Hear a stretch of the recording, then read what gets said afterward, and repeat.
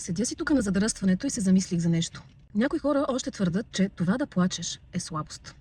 И понеже на задръстването в София винаги човек има време да си помисли хубаво за живота си, казаха ми: добре, сега ако плаченето е слабост, с извинение ходенето по голяма нужда слабост ли е?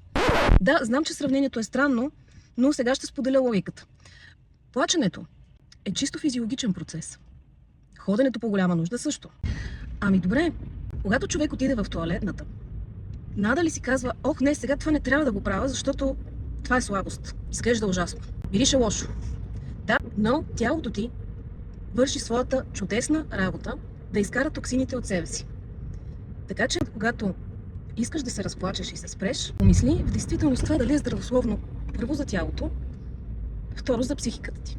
Някой е решил, че това е слабост, лигавщина, но обикновено сълзите, които хората искат да скрият, са най-искрените сълзи. В моменти, когато най-много имат нужда от подкрепа. Така че, моля ти се, колкото и шантаво да звучи, следващия път, когато седнеш на тоалетната и си мислиш, че това да плачеш е слабост, по-добре стани от тоалетната и не върши никаква работа.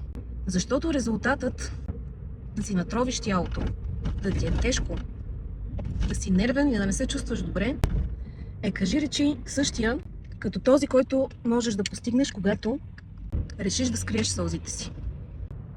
И с риск това да прозвучи леко просташко, ами пусни водата, бе, човек.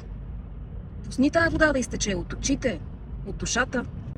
Хайде, с обич.